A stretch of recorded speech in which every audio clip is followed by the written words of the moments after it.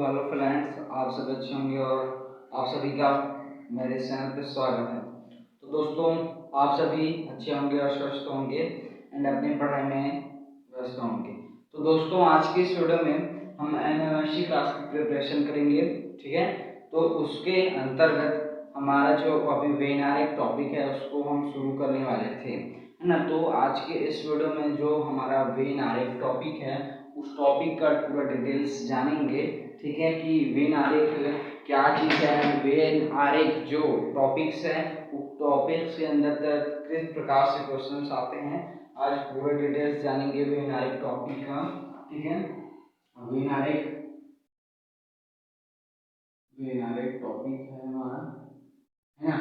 आज के इस वीडियो में हम वेन आरेख के ऊपर पूरा आज प्रिपरेशन करेंगे।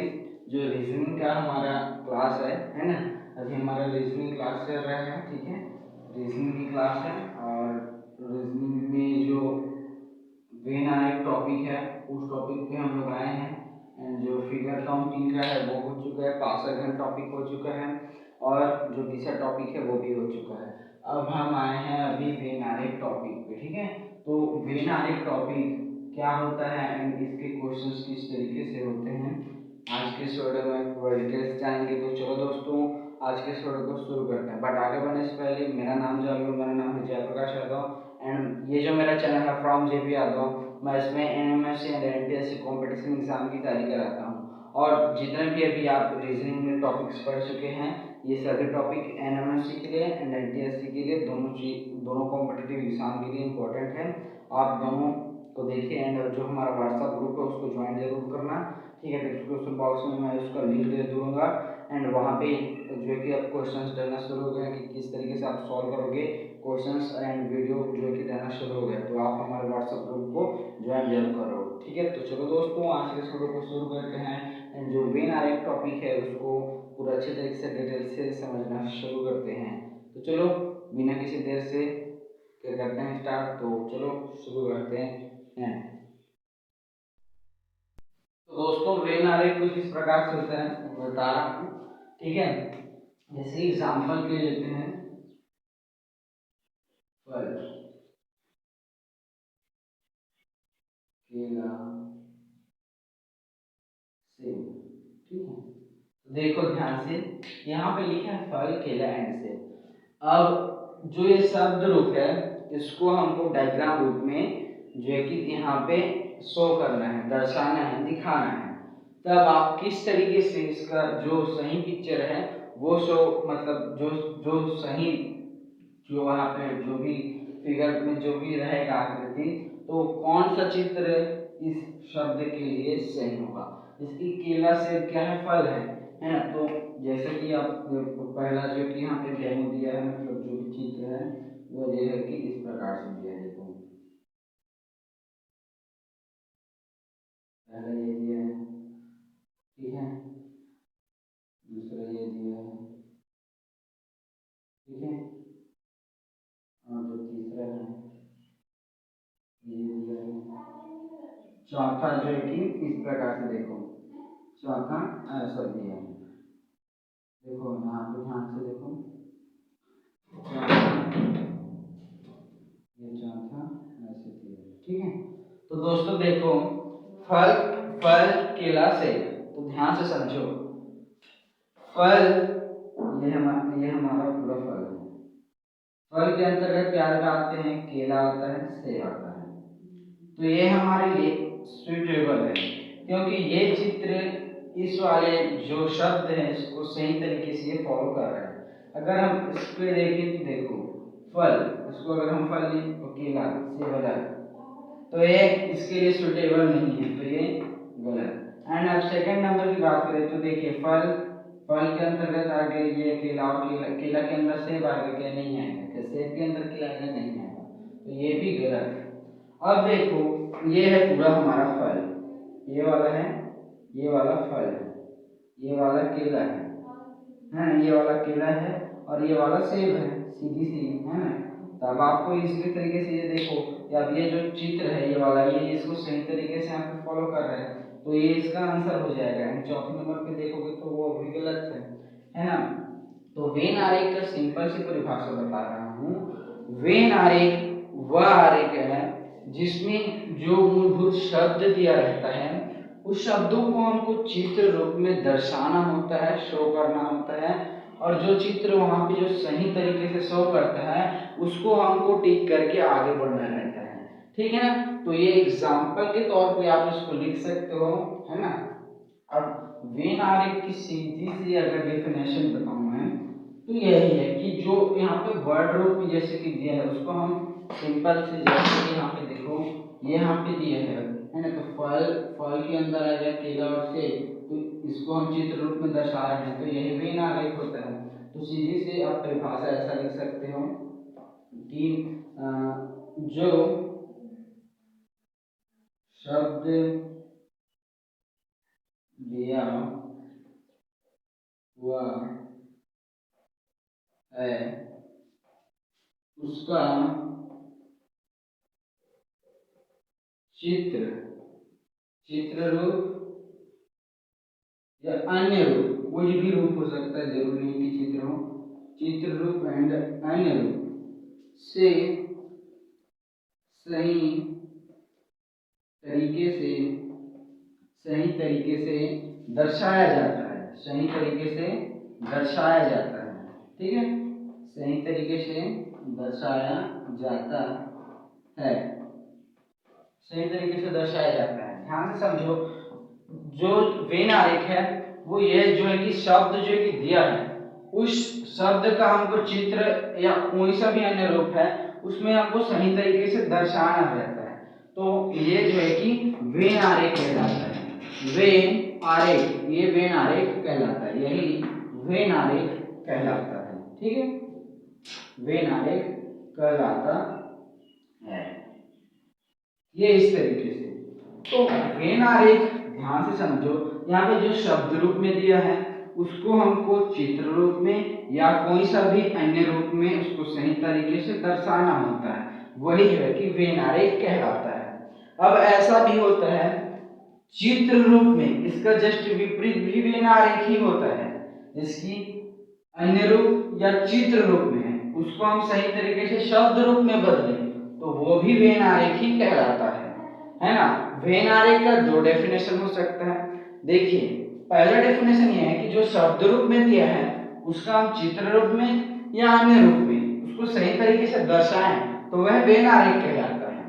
ये तो है, और एक हो सकता है कि इसका जस्ट विपरीत, कि जो चित्र रूप में दिया हुआ है या कुछ भी अन्य रूप में दिया हुआ है उसको अगर हम शब्द रूप में जो है कि ट्रांसफर करें, शब्द रूप में बदलें या दर्शाएं, क्वेश्चन को शब्द रूप में बदलकर और जो इसका आंसर है उसमें दर्शाएं तो वो जो है कि वेन आरेख कहलाता है। तो आप दो डेफिनेशन से लिख सकते हो, या फिर लिखना तो जरूरी नहीं, यहाँ पे समझना जरूरी रहता है कि वेन आरेख अगर कोई पूछे तो क्या है, जो शब्द रूप में दिया है उसका चित्र रूप या अन्य रूप में उसको सही तरीके से दर्शाना वेन आरेख। या ऐसे भी तो बोल सकते हो कि या जो चित्र रूप में है या शब्द जो भी अन्य रूप में है उसको हम शब्द रूप में अगर दर्शाना वो भी वेन आरेख है। और वेन आरेख के एग्जांपल ये सिंपल से फल केला से ये शब्द रूप में दिया है तो इसको हम चित्र रूप में किस तरीके से दर्शाएंगे, ये बड़ा वाला फल है, इसके अंदर केला है और ये सेब है, तो ये इसका आ गया वेन आरेख। तो यही होता है वेन आरेख। ठीक है, आज मैं पूरा वेन आरेख के ऊपर प्रिपरेशन करूंगा एंड हम जो नेक्स्ट वीडियो है उसमें हम उसके पूरे क्वेश्चंस करेंगे। तो देखो, आज जो है कि मैं जो 2020-21 में जो क्वेश्चंस आए थे उन क्वेश्चंस को कराऊंगा, एंड जो प्रीवियस ईयर है एंड जो नेक्स्ट वीडियो है उसमें जो प्रीवियस के क्वेश्चन हैं वेन आरेख के उनको कराऊंगा। ठीक है, तो आपको ये चीज समझ में आ जाएगा होगा, आप इसको रोक करके स्क्रीनशॉट करके लिख सकते हो। तो ध्यान से समझो, वेन आरेख जो है कि जो शब्द दिया हुआ है उसको चित्र रूप या अन्य रूप में दर्शाना वेन आरेख कहलाता है, या जो है कि चित्र रूप में दिया है या अन्य रूप में उसको हम शब्द रूप में दर्शाएं तो वो वेन आरेख कहलाता है। इस तरीके से होता है वेन आरेख। और वेन आरेख जो है कि इसका एक एग्जांपल यहाँ पे सिंपल से कि ये फल है, केला है, सेब है, ये शब्द रूप में दिया है। अब हम उसको चित्र रूप या अन्य रूप में हम इसको चेंज करें। इसकी यहाँ पे देखो, ये बड़ा वाला गोला को हमने लिया सेब फल, ठीक है। अब देखो केला और सेब क्या है, केला और सेब फल है, सीधी सी बात है, केला और सेब क्या है, फल है। दिमाग लगाओ, केला और सेब फल है, तो फल के अंतर्गत केला और सेब आ सकते हैं आसानी से। तो देखो ये वाला हुआ फल, ये वाला हुआ केला, ठीक है, ये वाला हुआ केला एंड ये वाला हुआ सेब, ये होता है वेन आरेख। तो इस तरीके से आप वेन आरेख को अच्छे तरीके से डिफाइन कर सकते हो। अगर आपसे कोई पूछे को वेन आरेख क्या है, तो आप यह डेफिनेशन बता दो एंड वेन आरेख के कुछ एग्जांपल्स बोले तो यहाँ पे सिंपल से फल, केला, सेब, केला और जो सेब है, यहाँ पे अगर हम एक और ले लीजिए जैसे कि आम ले लिया, तो आम, तो ये तीनों क्या है, फल है, ठीक है। और यहाँ पे 1 2 3 ये फल है, ये फल है पूरा बड़ा वाला, है ना। फल के अंदर सेब है और केला है और आम है, इस तरीके से ये होता है वेन आरेख, है ना। तो ध्यान से समझो, अंदर में क्या है, केला, सेब और आम है और ऊपर में ये सब फल है, तो ये होता है वेन आरेख। इस तरीके से वेन आरेख को आप डिफाइन कर सकते हो। अब हम बहुत समय आपको यह क्लियर हो गया होगा, ठीक है, कि वेन आरेख जो कि क्या है ना। तो देखिए अभी 2020-21 में जो एग्जाम हुआ उसके हम क्वेश्चंस करते हैं ताकि आपको जो भी डाउट्स है अपना वो अच्छे से क्लियर हो जाए, ठीक है। तो देखो जैसे कि मैंने यहाँ पे लिखा है फल, केला, सेब, आम। तो देखिए यहाँ पे फल को छोड़ो, केला, सेब, आम, ये क्या है, ये तीनों फल है। तो इसको किस तरीके से आप डिफाइन कर सकते हो, दिमाग लगा के, जैसे कि यहाँ पे वर्ग ले लिए, कोई भी रूप में आप दर्शा सकते हो। वर्ग के अंदर ये केला, ये सेब और ये फल, ठीक है। तो ये हुआ केला, ये हुआ सेब, ये हुआ सेब और ये हुआ आम, ठीक है, इस तरीके से, है ना। और जैसे कि मैंने पहले बताया, इस गोले को यहाँ पे 3 गोले हैं, है ना। ये है हमारा आम, ये है आम, ये है केला, ये केला है, ठीक है, ये केला और ये है सेब। अब ये तीनों क्या है, फल, सीधी सी बात, ये तीनों क्या है, फल है। तो इस तरीके से इसको डिफाइन करना रहता है वेन आरेख को। तो दोस्तों आपको वेन आरेख पता चल गया होगा एंड अब हम जो 2020-21 के जो क्वेश्चंस हैं, है ना, 4 से 5 प्रश्न हर साल आते हैं वेन आरेख टॉपिक से। आपको मैं बता दूं, मैं जितने भी टॉपिक्स बता रहा हूँ उसमें से आपका 5 से 8 प्रश्न हर बार आते हैं। ये मेरी गारंटी है कि 5 से 8 प्रश्न हर क्वेश्चन हर पेपर में आता ही है। जो भी टॉपिक्स मैं बता रहा हूँ वेन आरेख में, रीजनिंग के अंतर्गत जो आपका मेंटल एबिलिटी पेपर है उसके अंतर्गत, ठीक है। तो ये वेन आरेख का पहला पार्ट का वीडियो है कि मैथ्स में 2020 से 21 के जो वेन आरेख के क्वेश्चंस है मैं उसको आज कराऊंगा, ठीक है। और देखिए वेन आरेख में कुछ डिफाइन करने के होता ही है कि वेन आरेख में आपको सबसे पहले क्या पीछे करना है क्या नहीं, ये सीधे सीधे आप क्वेश्चन सॉल्व करोगे तब आपको आसानी से समझ में आता है। बस आपको ये माइंड में रखना है कि जो शब्द रूप में दिया है उसको हमको चित्र रूप में सही रूप से दर्शाना बहुत जरूरी है। या तो चित्र या शब्द जो भी अन्य रूप में दिया है उसको आप शब्द रूप में किस तरीके से डिफाइन कर सकते हो, यही चीज वेन आरेख होता है। अगर आप इसको समझ गए तो आप वेन आरेख के क्वेश्चन आसानी से सॉल्व कर सकते हो, ठीक है। तो दोस्तों ये होता है वेन आरेख, जिसके अभी हमने बताया आपको कि यहाँ पे देखो ये तीनों केला, सेब और आम, तो ये तीनों क्या हैं, फल हैं।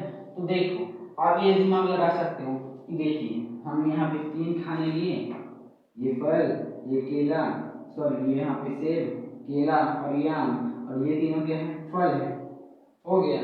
इस तरीके से आपको क्वेश्चन डिफाइन कर रहता है, वेन आरेख इसी तरीके से डिफाइन होता है। तो अब हम क्वेश्चन को सॉल्व करना शुरू करते हैं।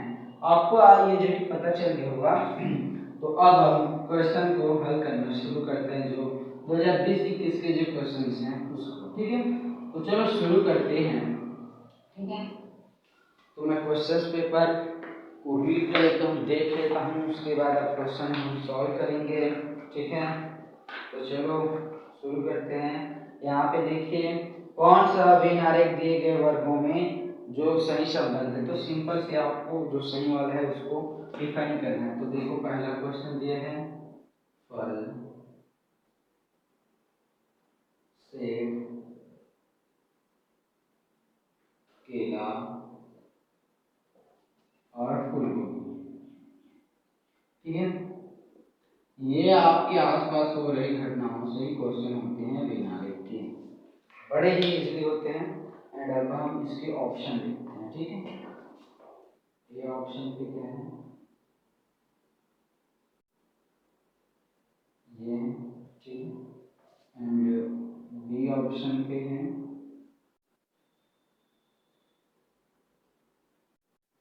ये, ठीक है, सी ऑप्शन पे है ये, ठीक है, एंड अपना जो डी ऑप्शन है उसमें वाला है ये वाला। ठीक है,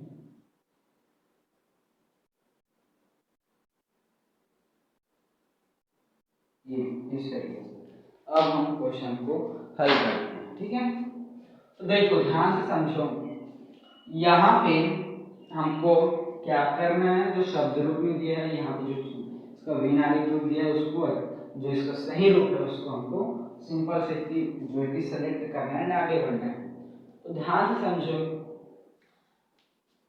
सेब और केला क्या है, फल है, और फूल गोभी अलग है। फूल गोभी सब्जी कैटेगरी में आ रहा है, और जो केला और सेब है वो फल की कैटेगरी में आएगा। तो देखो हम पहला वैनारिक चेक करते हैं। जैसा कि आपको पता है, जैसे कि हम इसको माना केला, इसको माना सेब, और ये पूरा हो गया फल, और फूल गोभी हो गया ये अलग। ठीक है, तो ये एक सही रूप में डिफाइन हो रहा है ना दोस्तों। आप समझे, ध्यान से समझो, तो ये चीज अच्छे से यहाँ पर डिफाइन हो रहा है ना, कि आपको देखो ध्यान से समझो, वैनारिक के क्वेश्चंस को सबसे पहले समझने के लिए क्या होता है, जो यहाँ पे शब्द रूप में दिया है उसमें समानताएं की जो क्वेश्चन है, जो सेम है उसको पहले देखो। जैसे कि यहाँ पे केला और सेब फल, ये जो है कि एक प्रकार से मतलब फल की कैटेगरी वाला है सेब और केला, और फूल गोभी जो कि सब्जी कैटेगरी में आता है, तो वो सबसे अलग हो गया। तो ये दिमाग लगा सकते हो कि फूल गोभी वाला अलग आएगा, एंड जो फल की कैटेगरी में सेब और केला है वो अलग आएगा। तो आप यहाँ पे अपने दिमाग को यूज करके अच्छे तरीके से क्वेश्चन को सॉल्व करोगे, तब आप जो है कि आगे बढ़ सकते हो। ठीक है, तो ध्यान से समझो, पहला हमने ऑप्शन जो कि चेक किया, ये वाला सेब और केला। ठीक है, सेब और केला, और जो एक बचा फल। तो देखिए बड़ा गोला के अंतर्गत है फल, फल के अंदर आ गया सेब और केला, और फूल गोभी हो गया अलग। तो सिंपल सी ये बात, हमारा ऑप्शन सही है, और जब पहला सही तो हम आगे बढ़ने की जरूरत नहीं है। लेकिन मैं आपकी जानकारी के लिए बता देता हूँ, देखो जिसकी हमने पहले दिया फल, फल के अंतर्गत आया सेब, सेब के अंदर केला। देखो ये बात आओ फल, ठीक है, ये बात तो ठीक है कि फल के अंदर अंतर्गत सेब आएगा, है ना, सेब आएगा। तो सेब के अंदर अंतर्गत क्या केला आएगा, जी नहीं आएगा। तो देखो ये जो वैनारिक है ये किस तरीके से डिफाइन करता है उसको बताता हूँ। इस तरीके का जो वैनारिक होता है ना। एक चीज और दोस्तों, मैं यहाँ पे देखिए जितने भी मतलब चारों प्रकार के अपने जो ये देखो वैनारिक कुछ इस प्रकार से है ना। तो इसका जो बेसिक चीज है कि ये वैनारिक यहाँ पे दर्शा क्या रहा है, ये चीज हमको यहाँ पे डिफाइन करना रहता है ना। देखो इस तरीके का जो वैनारिक होता है वो क्या बताता है, अगर फल है तो फल के अंतर्गत केला आएगा, ठीक है, ये बात तो ठीक है, लेकिन केला के अंतर्गत सेब तो नहीं आएगा ना, तो ये ऑप्शन पहले से ही रॉन्ग। एंड अब यहाँ पे देखते हैं, फल है, ठीक है, और फल के अंतर्गत आएगा केला और सेब। तो केला और सेब सम्मिलित है क्या, जी नहीं, वो अलग अलग है, सेब और केला अलग अलग है ना। तो ये ऑप्शन भी गलत है, क्योंकि आप इस सेब और केला को सम्मिलित कर देंगे, जो कि ये सम्मिलित नहीं है। अब फूल गोभी अलग है तो वो खैर ठीक है, बट यहाँ पे सेब और केला को सम्मिलित कर दिए गए हैं, जिससे ये वाला ऑप्शन भी गलत होता है। एंड यहाँ पे चेक करें तो यहाँ पे ये पहले से गलत है, क्योंकि सेब और केला तो पहले से ही रॉन्ग है कि सेब और केला को सम्मिलित कर दिए गए हैं, साथ ही इसमें फूल गोभी को भी सम्मिलित कर दिए गए हैं, और इन सभी को हम फल वाली कैटेगरी में डालें, तो ये हमारा ऑप्शन गलत होता है। ठीक है, तो इस तरीके से क्वेश्चन को सॉल्व करना रहता है, दिमाग लगाना है ना। देखो सबसे पहली बात तो यहाँ पे जो चित्र दिया गया है उसका मतलब समझो कि उसमें क्या बताना चाह रहा है, एंड यहाँ पे जो शब्द दिया है उसको किस तरीके से वे नारे पे चेक करना है, ये बहुत सोचना एंड अपने दिमाग में होना बहुत जरूरी है। ठीक है, तो यही चीज मैं आपको बता रहा हूँ, समझो बात को। देखिए सेब और केला क्या है, फल है। सेब और केला फल है, फूलगोभी अलग है। तो ये सीधी सी बात, ये ऐसा हो गया। अब दोस्तों आप सभी के मन में एक डाउट सॉल्व होगा, मैं बता रहा हूँ जब इस तरीके का बिन आरेख है, ऐसा बिन आरेख है, तो वो क्या डिफाइन कर रहे हैं, ऐसा आपको जानने के लिए एक ट्रिक बता रहा हूँ, उसको समझो, उसके बाद हम क्वेश्चन को सॉल्व करते हैं। देखो जैसे कि यहाँ पे इसको देखते हैं, तो यहाँ पे ये क्या हो रहा है, बड़े गोले के अंदर दो गोले हैं, तो वो क्या दर्शा रहा है, तो सिंपल से समझो। जैसे कि मैं आपको उदाहरण के लिए कुछ दूसरा समझा रहा हूँ। लड़के हैं और स्कूल में दो, ये स्कूल है ना, ये स्कूल है, ये स्कूल के दो क्लास है। ठीक है, स्कूल है, स्कूल का ये क्लास है एंड स्कूल के बाहर में क्या है, एक हॉस्पिटल है, तो वो उसको दर्शा रहा है। सीधी सी बात, दिमाग लगाना रहता है। जैसे यहाँ पे फल है, यहाँ पे सेब और केला है, तो ये क्या है, सेब और केला फल है ना। फल के अंतर्गत सेब और केला अंदर में आ गया, तो ये सीधी सी बात है। जैसे कि मैंने बताया कि ये केला है, ये सेब है, और ये ऊपर वाला फल कैटेगरी के अंतर्गत सेब और केला आ गया, तो ये अलग हो गया। और फूलगोभी सब्जी कैटेगरी में है, तो वो अलग हो गया। तो इस तरीके से वो डिफाइंड होता है।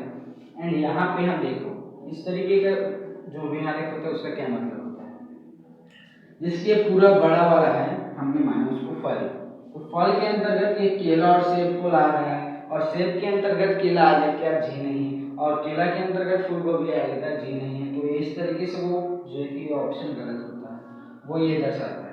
एंड इस तरीके से जो सम्मिलित रहता है उसको क्या होता है, देखिए ये बड़ा वाला फल है, इसको हमने माना, और ये केला और सेब है, तो केला और सेब दोनों सम्मिलित हैं, दोनों। देखिए सेब को केला बना सकता है क्या, क्या केला को सेब बनाया जा सकता है क्या, नहीं।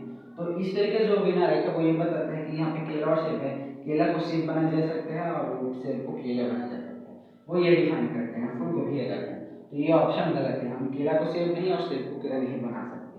एंड यहाँ पे देखो, यहाँ पे फूलगोभी को फल बनाया जा सकता है, ये तो गलत है।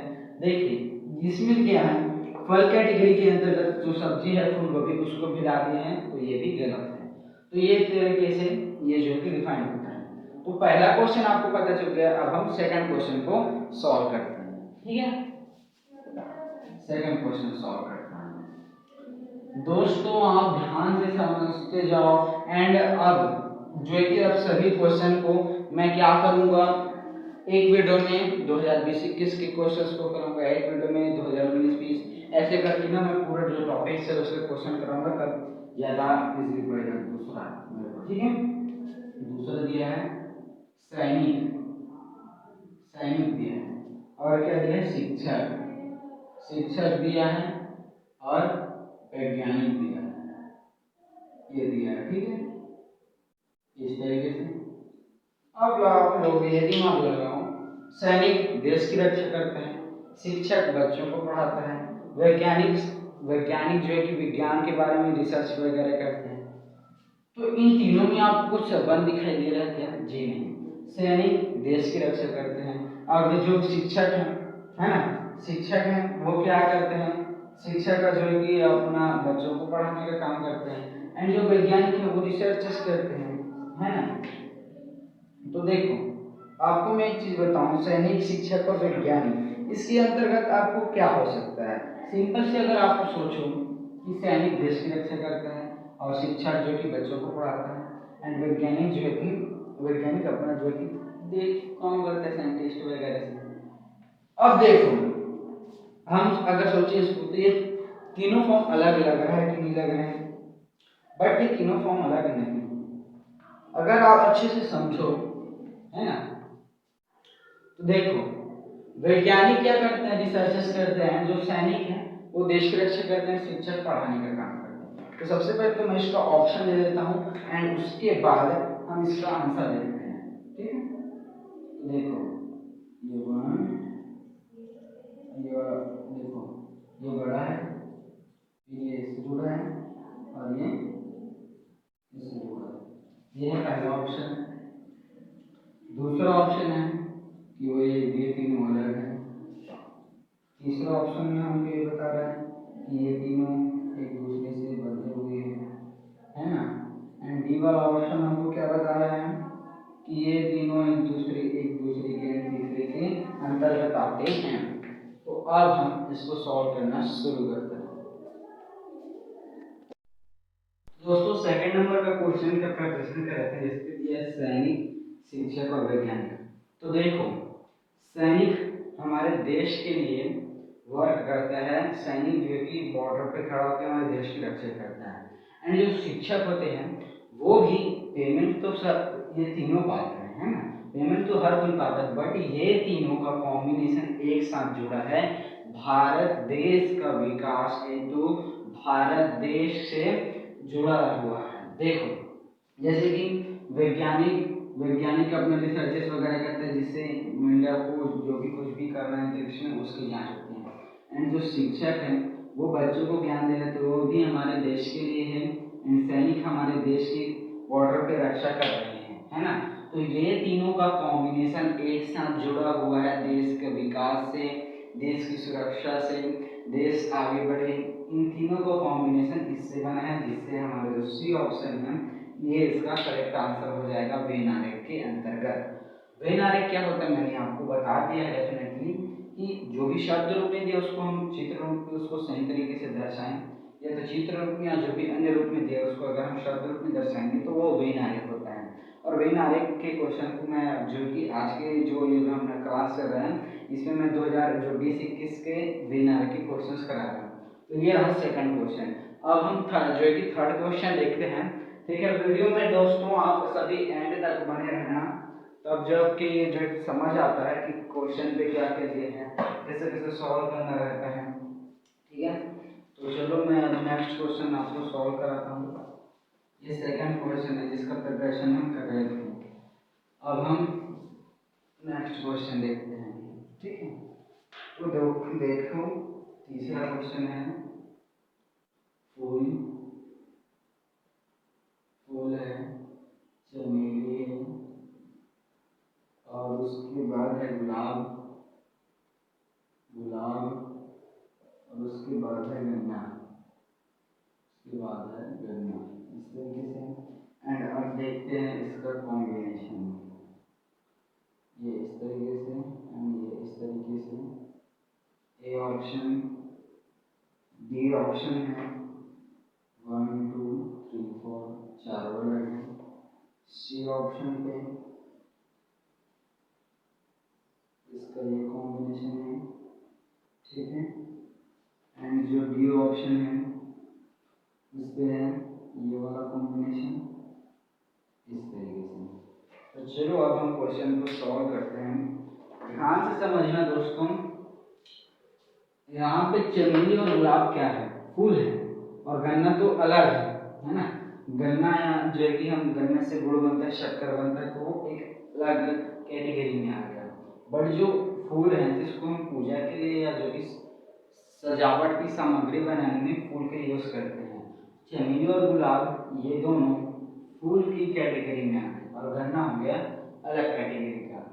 तो सबसे पहले ऑप्शन को चेक करते हैं क्या इसमें ये फॉलो कर रहा है या वेन आरेख। तो फूल और चमेली का कॉम्बिनेशन एंड गुलाब और गन्ना का, तो ये तो गलत है। इस कॉम्बिनेशन में क्या बताया कि ये चारों अलग है, तो ये ऑप्शन भी रॉन्ग है। एंड इस वाले पे देखो इसमें कुछ संभावना है, तो देखो ये बड़ा वाला फूल है, ये चमेली और गुलाब, तो गुलाब और गुलाब चमेली नहीं बन सकता और चमेली गुलाब नहीं बन सकता, तो ये वाला ऑप्शन भी रॉन्ग है। एंड अब हम डी ऑप्शन देखते हैं। तो इसमें ये वाला हो गया फूल बड़ा वाला, फूल के अंदर है चमेली, ठीक है, फूल के अंदर चमेली और ये है गुलाब, और बच गया गन्ना वो जो कि अलग है। तो इस तरीके से ये सही हो, जो ये शब्द रूप यहाँ पे दिया उसका सही चित्र ये है, और ये इसका ऑप्शन है। एंड वेन आरेख के क्वेश्चन को इस तरीके से हमको सॉल्व करना है। देखो कॉम्बिनेशन आपको सबसे पहले देखना रहता है वेन आरेख के क्वेश्चंस में कि आपको यहाँ पे किस तरीके का कॉम्बिनेशन दिया है। जिनमें एक प्रकार का कॉम्बिनेशन होगा वो एक पहली कैटेगरी का में आ जाएगी, अलग कैटेगरी में, एंड जिसका कॉम्बिनेशन अलग है वो अलग कैटेगरी में आएगा। उस हिसाब से इसका वेन आरेख का जो है कि जो इसका डेमो बनता है, चित्र बनता है, ठीक है। तो ये रहा चमेली और गुलाब फूल की कैटेगरी में आएगा और गन्ना हो गया आया। तो इस तरीके से ये होता है। एंड अब हम 4th नंबर का जो क्वेश्चन है अब उसको देखते हैं, और ये हो जाएगा हमारा आखिरी क्वेश्चन। एंड उसके बाद हम नेक्स्ट वीडियो में जो पुराना जो 2019-20 है उसके क्वेश्चन को सॉल्व करेंगे, ठीक है। तो चलो चौथा क्वेश्चन है। चौथा क्वेश्चन पे देखो हमको विनायक दिया है चित्र रूप में और वो शब्द रूप में क्वेश्चन पूछे हैं, हमको इसका आंसर बताना है, ठीक है। तो चलो इस तरीके से दिया है। इस वाले को बोला गया है टेनिस। ये टेनिस के खिलाड़ी हैं इस घोड़े के। एंड इस घोड़े के जो खिलाड़ी हैं वो बैडमिंटन के खिलाड़ी हैं, बैडमिंटन के, ओके। यहाँ पे जो खिलाड़ी हैं वो बैडमिंटन के खिलाड़ी हैं। एंड यहाँ पे जो है कि वॉलीबॉल के, ठीक है, वॉलीबॉल के खिलाड़ी हैं इस घोड़े के। अब देखो यहाँ पे दर्शा के गए हैं इसको P, इसको Q एंड इसको R से। साइड में हमको निर्देश दिया गया है कि P टेनिस के बंदे हैं एंड जो Q है वो बैडमिंटन के बंदे हैं, बैडमिंटन जो खेल है उनके बंदे हैं Q वाला। एंड जो R वाला है वो वॉलीबॉल के बंदे हैं, ठीक है, वॉलीबॉल के बंदे हैं, है ना। अब इसके अंदर खिलाड़ी दिया गया है ABCDEFG जो भी है। अब उसके बाद हमको क्वेश्चन पूछा गया है वेन आरेख का डेफिनेशन। जैसा कि मैंने आपको बताया कि शब्द रूप में दिया उसको आप चित्र रूप में दर्शा सकते हो सही तरीके से, एंड जो चित्र रूप में दिया है उससे वो शब्द रूप में, तो वो होता है वेन आरेख। एंड अब ये जो इसके खिलाड़ी हैं ABCD उसको देखते हैं। A B C D E F G, okay. ये है हमारा वेन आरेख के चित्र। अब हमको इसको शब्द रूप में इसके लिए क्वेश्चन दिया है उसको सॉल्व करना है, ठीक है। ध्यान से समझ लो, 3 गोले हैं। ये वाले गोले टेनिस के बंदे हैं P, एंड जो Q वाला ये वाला गोला है वो बैडमिंटन के बंदे हैं, एंड R वाला जो गोला है वो वॉलीबॉल के बंदे हैं। अब हमको क्वेश्चन पूछा गया है, इसका फर्स्ट क्वेश्चन देखते हैं। कौन सा अक्षर को यहाँ पे हम मतलब जो अक्षर है उसको हम खिलाड़ी माने, तो कौन सा अक्षर, ओके ध्यान से समझना, अक्षर यहाँ पे खिलाड़ी है। अक्षर उन व्यक्तियों के समूह को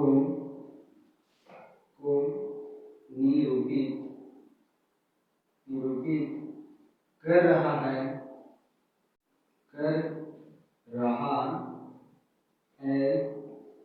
जो तीनों खेल खेलते हैं।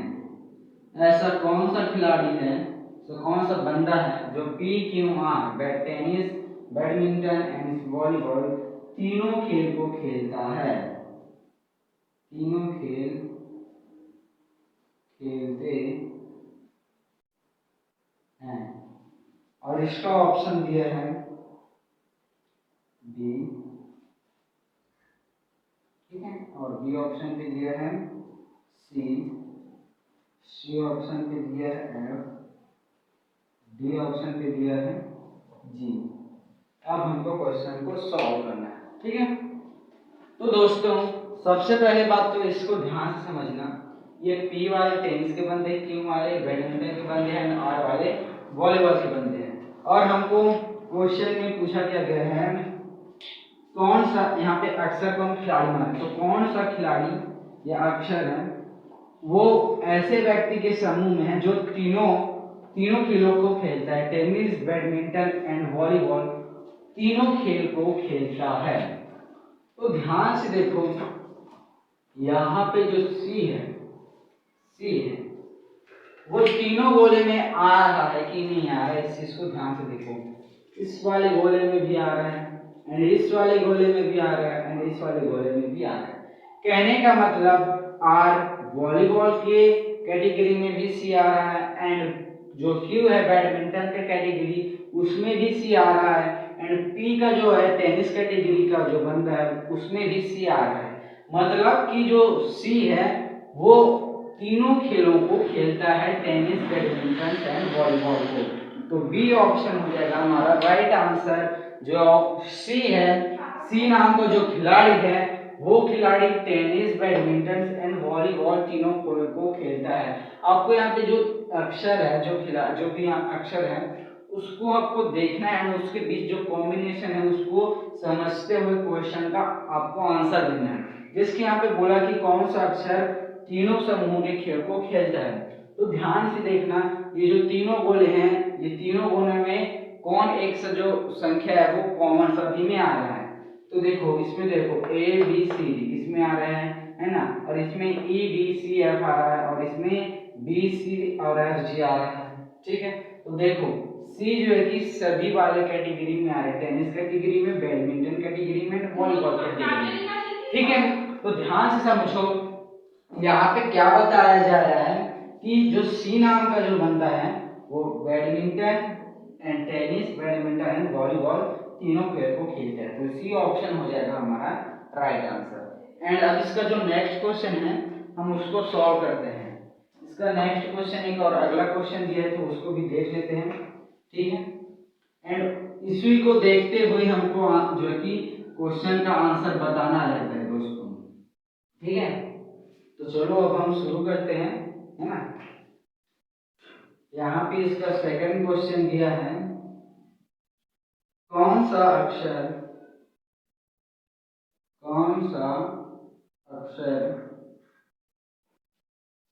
उन व्यक्तियों के समूह को निरूपित कर रहा है, उन उन उन व्यक्तियों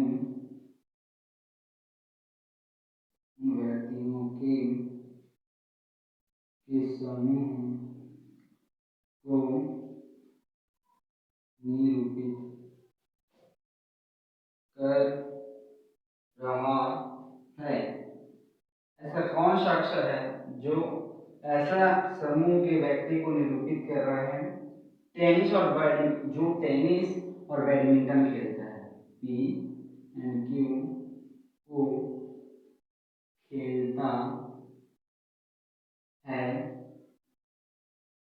पर आर को नहीं। ठीक है, ऐसा दिया क्वेश्चन। ऐसा नहीं है यार, वो टेनिस और वॉलीबॉल खेलता है। कहने का मतलब पी और आर को खेलता है और जो क्यू है उसको वो नहीं खेलता, है ना। अब देखो इसको ऑप्शन देख लेते हैं। जी सी, जी है, सी है और है ई और बी, ई और बी। ये पहला ऑप्शन, दूसरा ऑप्शन, तीसरा ऑप्शन, चौथा ऑप्शन। अब ध्यान से समझो, हमको यहाँ पे पूछा जाए क्या है, कौन सा अक्षर है जो टेनिस और वॉलीबॉल खेलता है बट वो बैडमिंटन नहीं खेलता। तो अब हम आते हैं अपने जो चित्र उस पे। तो ये है हमारा टेनिस और ये है बैडमिंटन और ये है वॉलीबॉल। और हमको क्वेश्चन में क्या पूछा जा रहा है कि जो बंदा है वो टेनिस और वॉलीबॉल खेलता है बट वो बैडमिंटन नहीं खेलता। ठीक है, तो ध्यान से समझना इस पे कौन सा आंसर आएगा। देखो टेनिस और वॉलीबॉल खेलता है तो सबसे पहली बात तो टेनिस और वॉलीबॉल की कैटेगरी में कौन कौन आ रहे हैं उसको देखते हैं। तो कौन आ रहे हैं, ए बी सी डी, ए और बी सी डी आ रहे हैं और जो वॉलीबॉल की कैटेगरी उसमें जी एफ सी भी आ रहे हैं, है ना। तो मतलब कि इसमें सी कॉमन हो रहा है और बी कॉमन हो रहा है। टेनिस और वॉलीबॉल में सी और बी दोनों खेलते हैं, टेनिस और वॉलीबॉल सी और बी दोनों खेलते हैं। परंतु जो बैडमिंटन की कैटेगरी है उसमें भी सी आता है। मतलब कि पिछले क्वेश्चन में हमने सॉल्व किया कि तीनों खेल को कौन खेलता है, कौन एक बंदा खेलता है, तो सी तीनों जो टेनिस बैडमिंटन और वॉलीबॉल है उसको खेलता है। बट यहाँ पे जो बी है वो सिर्फ टेनिस और वॉलीबॉल को खेल रहा है, बैडमिंटन को नहीं खेल रहा है। तो जो बी खिलाड़ी है यानी कि चौथा ऑप्शन हमारा हो जाएगा राइट आंसर।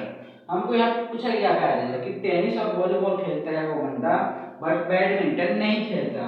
तो ध्यान से देखो यहाँ पे जो बी है, बी नंबर का जो खिलाड़ी है वो टेनिस कैटेगरी में आ रहा है, वॉलीबॉल कैटेगरी में आ रहा है। मतलब कि टेनिस और वॉलीबॉल खेलता है बट वो बैडमिंटन की कैटेगरी में नहीं आ रहा है, वो बैडमिंटन नहीं खेलता है ना। तो इस तरीके से क्वेश्चन को सॉल्व किया जाता है वेन आरेख के क्वेश्चंस को। आज के इस वीडियो में इतने दोस्तों। अब हम नेक्स्ट वीडियो में इसके जो प्रीवियस ईयर के जो क्वेश्चन पेपर है वेन आरेख के उसको हम सॉल्व करेंगे। तो आज के इस वीडियो में इतने दोस्तों, मिलते हैं नेक्स्ट वीडियो में। तब तक के लिए शेयर सब्सक्राइब एंड लाइक। तो ऐसे ही जानकारी के साथ मिलते हैं नेक्स्ट वीडियो में।